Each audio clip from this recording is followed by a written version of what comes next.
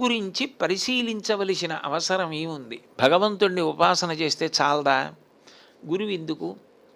గురువు ఉపాసన చేయవలసిన అవసరం ఏమిటి? గురువుల్ని భగవంతుళ్ళ చూడడం ఎందుకు? భగవంతుణ్ణే ఉపాసన చేసుకుంటే సరిపోదా అన్న ప్రశ్నకి త్యాగరాజస్వామి అంతటి వాగ్గేయకారుడు కూడా ఒక కీర్తనలో జవాబు చెప్పారు. ఆయన అంటారు, గురులేక ఎటువంటి గునికి తెలియగబోదు, కరుకైన హృద్రోగ గహనమున కొట్ట అంటారు.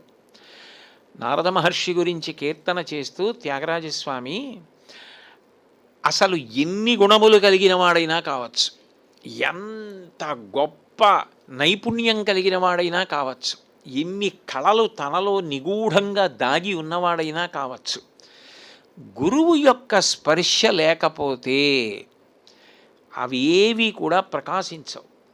అసలు నిజానికి గురుత్వము దేని చేత సిద్ధిస్తుంది అంటే అవతల వారి వలన కాదు, శిష్యుడికి ఉండాల నమ్మకం. ఆయన మా గురువుగారన్న నమ్మకం, ఆ గురి ఎవరి ఎందున్నదో ఆయన గురువు అవుతాడు. గురువు తనంత తాను ఎంత శక్తివంతుడైనా శిష్యుడికి ఆ నమ్మకం లేనప్పుడు ఆ గురుత్వం ప్రకాశించదు. అందుకే అసలు ఆ గురులేక ఎటువంటి గునికి తెలియగబోదు.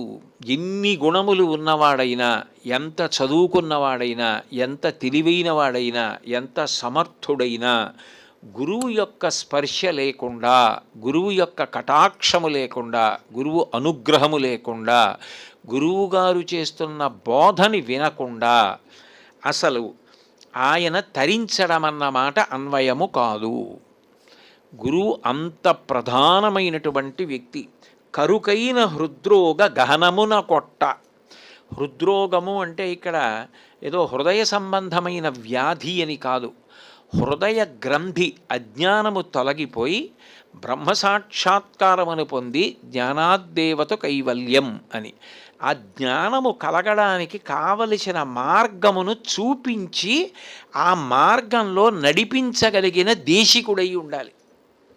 ఎందుకనంటే కేవలము ఏదో జ్ఞానము జ్ఞానము జ్ఞానము ఆత్మ అద్వైతానుభూతి అంటే ఎంతసేపు అది జపం చేస్తూ కూర్చుంటే అర్థమవుతుంది, ఎప్పటికి అనుభవంలోకి వస్తుంది కాదు. శంకర భగవత్పాదులంతటి వారు కర్మ మార్గాన్ని కూడా ఎందుకు ప్రోత్సహించారు అంటే నీ కర్తవ్యాన్ని నువ్వు విస్మరించి బ్రతకలేవు. అసలు కర్తవ్య నిర్వహణ చేయకుండా ఉండడం సాధ్యం కాదు. కర్తవ్యం చెయ్యవలసిందే. అసలు ముందు ధర్మమే, ధర్మాచరణ చెయ్యాలి. ధర్మాచరణ చెయ్యగా చెయ్యగా చెయ్యగా చెయ్యగా దానికే భక్తి అని పేరు. అది పరిణతి పొందిన భక్తి. ఆ భక్తితో జీవనం చెయ్యగా చెయ్యగా జ్ఞానము ఈశ్వరుడు ఇవ్వాలి తప్ప నువ్వు పుస్తకాలు చదువుకుంటే జ్ఞానం వచ్చేస్తే ఇంకా అందులో గొప్పతనం ఏముంది? అది అనుభూతి. నేను ఆత్మ అన్న అనుభూతి పుస్తకం చదివితే వచ్చేది కాదు, ఈశ్వర కృపచేత కలుగుతుంది. ఆ ఈశ్వర కృప కలగడానికి బోధ చేసి ఎవరు ఏ మార్గములో ఎట్లా ప్రవర్తించాలో వారిని అట్లా నడిపించగలిగిన సమర్థత గురువుకుంటుంది. వైద్యుడు ఉంటాడు, వచ్చిన వాళ్ళందరికీ జ్వరమే అయినా ఒకే మందు ఇవ్వడు. ఎవరి శరీర తత్వాన్ని బట్టి వాళ్ళకి మందు మార్చి ఇస్తూ ఉంటారు. చిన్నపిల్లవాడు వేసుకునేటటువంటి మోతాదు ఒకలా ఉంటుంది, పెద్దవాళ్ళు వేసుకునే మోతాదు ఒకలా ఉంటుంది. జ్వరం తగ్గే ఔషధమే అయినా పెద్దవాళ్ళు వేసుకునేది పిల్లలకి ఇవ్వరు, పిల్లలు వేసుకునేది పెద్దవాళ్ళకి ఇవ్వరు. ఎవరికి ఎంత ఇవ్వాలి, ఎన్ని చెంచాలు వేసుకోవాలి, ఇది వైద్యుడికి తెలుసు. కరుకైన హృద్రోగమున గహనమున కొట్ట. అజ్ఞానమనేటటువంటి గ్రంథి విడిపోవడానికి ఎవరితో ఎట్లా మొదలు పెట్టించి ఎట్లా నడిపించి ఎట్లా సత్కర్మలు చేయించి జ్ఞానము కలిగేటట్లు చెయ్యాలనేటటువంటి ప్రజ్ఞ ఒక్క గురువు యందు ప్రకాశిస్తుంది. అటువంటి గురువు లేకుండా అసలు తరించడం అన్న మాట సాధ్యం కాదు. అందుకే పరమశివుడు అంతటి వాడు గురుగీతలో పార్వతీదేవితో మాట్లాడుతూ ఒక మాట అంటాడు, నువ్వు చెయ్యవలసినటువంటి అనుష్ఠానం చెయ్యాలి అంటే పార్వతీదేవిని అడ్డుపెట్టి ఉపదేశం చేశాడు లోకానికి. అందులో అంటాడు, జపస్తపో వ్రతం తీర్థం యజ్ఞో జ్ఞానం తథైవచ గురుతత్వం అవిజ్ఞాయ సర్వం వ్యర్థం భవేత్ ప్రియే. నువ్వు జపం చెయ్యి, తపస్సు చెయ్యి, వ్రతం చెయ్యి, తీర్థమును స్వీకరించు, తీర్థస్నానం చెయ్యి, యజ్ఞము చెయ్యి, జ్ఞానమును చిట్ట చివర పొందడానికి అసలు గురుతత్వము ముందు తెలియాలి. అసలు గురువు ఎవరు? ఆ గురువు సాక్షాత్ భగవంతుడు గురుస్వరూపంగా వచ్చి మాట్లాడుతున్నాడన్న నమ్మకం నీకుంటే, ఈశ్వరుడు శంఖచక్రాలు పట్టుకునో, ఈశ్వరుడు చేతిలో ధనస్సుని పట్టుకుని జటాచూటంతోటో నీ ముందుకొచ్చి నీతో మాట్లాడడం సాధ్యం కాదు. కాబట్టి ఒక గురుస్వరూపంగా వచ్చి మాట్లాడుతున్నాడు. మాట్లాడుతున్నప్పుడు ఆయన కరచరణాదులతో కదలాడుతున్న భగవంతుడే అన్న పూనిక నీకు ఉన్నట్లయితే అప్పుడు నువ్వు ఏది చేస్తున్నా ఫలిస్తుంది. ఎందుకనంటే ఒక జపం చేసేటప్పుడు ఇది మా గురువుగారు చెప్పారు, మా గురువుగారు చెప్పారంటే దానికి ఇంకా తిరుగులేదు. మా గురువుగారు ఇలా చెయ్యి తరిస్తావని చెప్పారు కాబట్టి నేను చేస్తున్నాను. నేను ఈ తపస్సు గురువుగారు చెప్పారు కాబట్టి చేస్తున్నాను. ఏదైనా ముందు గురువుతో అనుసంధానమైనదేదున్నదో, గురువు మీద నమ్మకంతో మొదలైనదేదున్నదో అది ఉన్నతి వైపుకి ప్రయాణం చేయిస్తుంది. అందుకే అసలు గురువుతో సంబంధం లేని ఏ అనుష్ఠాన ప్రక్రియ కూడా ప్రకాశించదు. అది ఉద్దాన పతనముల యందు పడిపోతూ ఉంటుంది. ధర్మానుష్ఠానమైనా అంతే.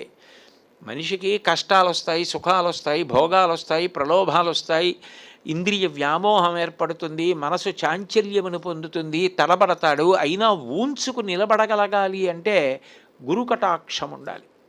ఆ గురుకటాక్షం ఏం చేస్తుందంటే ఆ తడబాటుని దిద్ది నిలబడిపోయేటట్టు చేసేస్తుంది. కాబట్టి గురువు ఉండి తీరాలి. ఆ గురువు లేకపోతే అసలు సాధ్యము కాదు పార్వతి. ఆ గురువు అజ్ఞానతిమిరాంధస్య జ్ఞానాంజన శలాకయా చక్షురున్మీలితం జేన తస్మై శ్రీ గురవే నమః.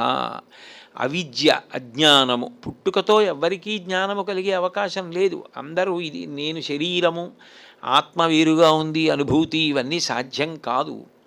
ఇవై నేను శరీరం అన్న భ్రాంతిలోనే ఉంటాడు.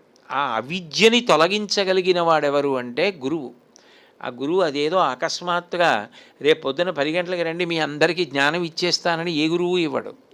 ఏ గురువు అయినా ఏం చేస్తాడంటే ముందు ధర్మ మార్గంలో నడిపిస్తాడు. ఆ ధర్మము నీ ఆశ్రమం మీద ఆధారపడి ఉంటుంది. నువ్వు బ్రహ్మచారివైతే బ్రహ్మచారి ధర్మాన్ని పట్టుకోవాలి, గృహస్థువైతే గృహస్థు ధర్మాన్ని పట్టుకోవాలి. ధర్మాన్ని విడిచిపెట్టి జ్ఞానాన్ని పొందుతాననుకోవడం నేల విడిచిపెట్టి సాము చేస్తాను లాంటిది. అసలు కర్తవ్య నిర్వహణ, ధర్మ నిర్వహణ లేకుండా జ్ఞానము కలగడం ఏమిటి? అది ఎట్లా సాధ్యం అవుతుంది? అక్కడ నడిపిస్తాడు గురువు. నడిపించి చిట్ట చివరికి జ్ఞానము కలిగేటట్టు, అవిద్య తొలగిపోయేటట్టుగా ఆ జ్ఞానమనేటటువంటి కాటుక పుల్ల చేత కంటిని తెరిపించి తెలియవలసిన ప్రకాశము తెలిసేటట్టు చేస్తాడు. అటువంటి గురువుకి చెయ్యగలిగినది ఒక్కటే, నమస్కారం ఒక్కటే. ఆయన ఏదో ఆశించి చెయ్యడు. ఇవన్నీ నేను చేస్తే వీళ్ళందరూ నాకు ఇది చేస్తారన్న ఆశ ఆయనకేం ఉండదు. అలా ఉన్నవాడు అసలు అందులో కూర్చోవడం అన్నమాట ఉండదు. అది కేవలముగా తన కర్తవ్యంగా ఆయన చేసుకెడుతూ ఉంటాడు.